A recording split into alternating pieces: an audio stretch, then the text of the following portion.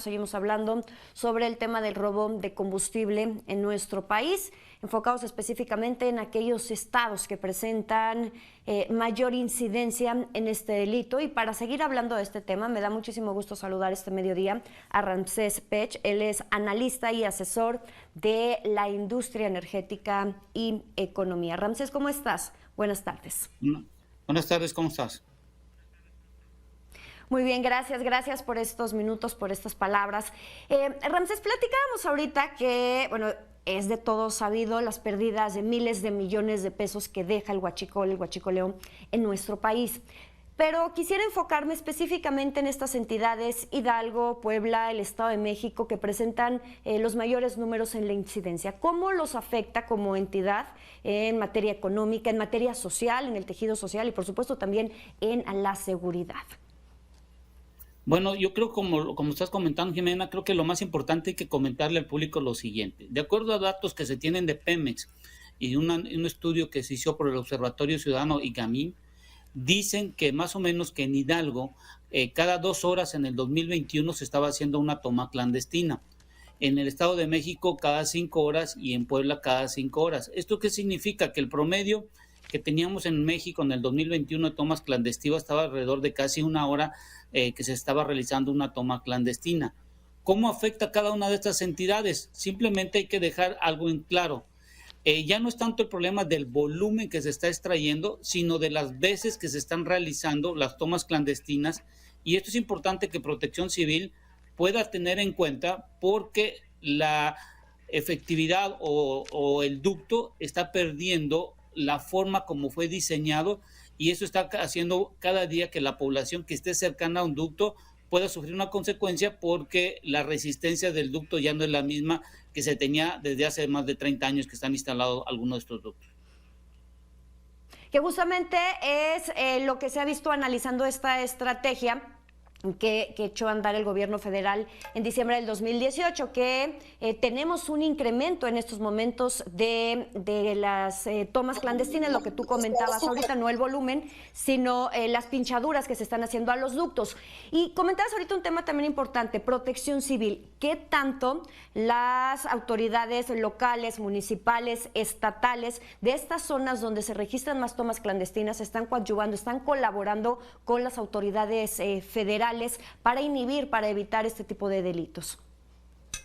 Sí, y esto es importante porque recordemos que Protección Civil depende mucho de los estados y creo que se deben de hacer los mapas de riesgo, y los mapas de riesgo significan no solo dónde están los ductos, sino que ya se tiene identificado en las zonas que se está realizando. ¿Por qué lo digo esto? Imagínate en un tramo de 1 kilómetro que se hagan en un año bastantes picaduras, imagínate ese ducto cómo va a estar el riesgo que se tenga. Imagínate en una casa de nosotros, que agarremos un tubo donde está cruza el agua y le estamos haciendo una picadura y le ponemos una soldadura, una picadura y una soldadura.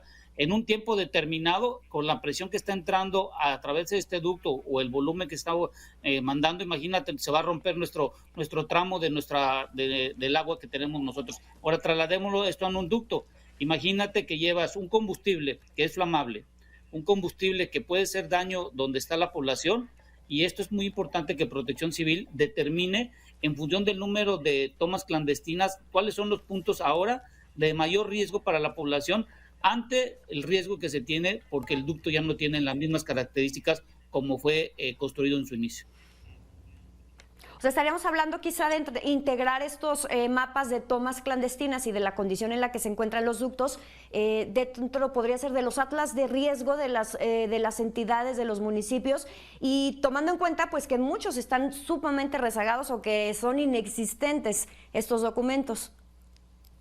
Sí, y eso es muy importante porque, por ejemplo, de acuerdo a los datos del estudio que he comentado, los montos de estudio de reparación o inhabilitación de tomas clandestinas en el 2020 fueron casi 500 millones de pesos. Y este año se subió al 2021 a 510 millones de pesos. Pero eso es cuando respecto a cada toma, el total de las tomas que se tuvieron en el 2021, el dinero que se tiene que hacer la inversión. Todavía falta la pérdida de producto y todo lo demás. Y este riesgo de Atlas es muy importante, como bien lo comenta Jimena, que se pueda integrar, porque hoy en día no solo va a ser un problema en lugares que no estén en zonas habitables, sino va a ser que ya más tiempo se están observando que las tomas clandestinas están siendo en ciudades, poblaciones, ya lo hemos visto en los últimos meses que se han encontrado tomas clandestinas dentro de ciudades y poblaciones, y esto es muy peligroso porque pues cada ducto que ya no tiene la misma característica, bueno, va a ser un problema en el largo plazo. Sí, y eso me lleva al otro punto que quería platicar contigo, Ramses. ¿Cómo impacta justamente en el tema social, en el tema de las comunidades, del tejido social de estos municipios, estas entidades donde se están registrando estas tomas clandestinas? Sí, y yo creo que aquí vamos a tener algo muy importante y creo que va a ser como el caso del huevo y de la gallina. ¿Qué fue primero, el ducto o la población? Y resulta ser que yo revisando, muchas de las poblaciones se construyeron arriba de los ductos, no se han respetado ciertas características y derechos de paso en algunos lugares.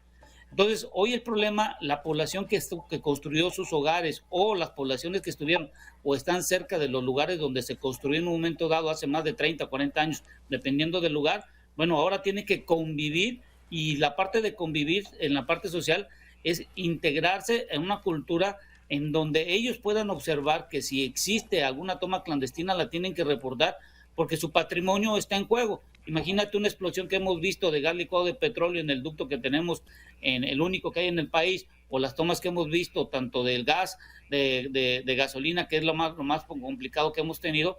Imagínate un hogar de una familia que apenas esté construyendo y de repente todo su patrimonio desaparezca por este tipo de accidentes que se pueden tener. Oye, Ramses, entonces aquí quiero pensar que tendría también que haber un tema con las autoridades que están dando u otorgando los permisos para la construcción. ¿Podríamos equiparar este tema con el de los asentamientos irregulares en cerros, como veíamos, por ejemplo, en el Estado de México, este cerro que se desgajó el año pasado, o asentamientos en donde llega la lluvia y se lleva las casas, inundan? Tendría que haber también atención por parte de las autoridades locales al momento de otorgar permisos para construcción y evitar justamente que se haga sobre estos ductos? Sí, por eso estamos, como bien comentas, el Atlas, cada uno de los municipios tiene la potestad y es su responsabilidad de otorgar los derechos de construcción donde vaya a hacerse una casa o en el caso donde exista un terreno. Y también hay que entender que los municipios son los que determinan el derecho y uso de suelo que se tenga de cualquier participación que se vaya a hacer de una casa, comercio o la parte agrícola que vemos en muchas zonas donde tenemos problemas de ductos. Creo que aquí no solo es la responsabilidad del municipio, sino tiene que ser compartida entre el municipio, el Estado y la Federación. ¿Por qué? Porque entre los tres deben de ver la parte de la protección social, civil y sobre todo y determinar en dónde están los altos riesgos. Ya está determinado. Bueno, pues ahora hay que determinar con la estrategia que está haciendo Pemex de bombear en ciertos tiempos los productos que tienen que llegar a ciertas zonas, lo que hemos visto que han colocado cemento arriba de los ductos, bueno, ya está haciendo su parte Pemex. Ahora la pregunta es qué están haciendo los municipios para poder minimizar los riesgos. Y esta es una potestad del municipio en la parte civil, la protección civil, perdón. Oye, Ramses, en la palabra pues se oye muy bonito, se oye muy seguro. Sin embargo, en la realidad, quisiera preguntarte yo, ¿es un tema de corrupción por parte de las autoridades al permitir que se construya en estos lugares, al no establecer estos mapas de riesgo, o es un tema de omisión que sería igual de grave, por supuesto?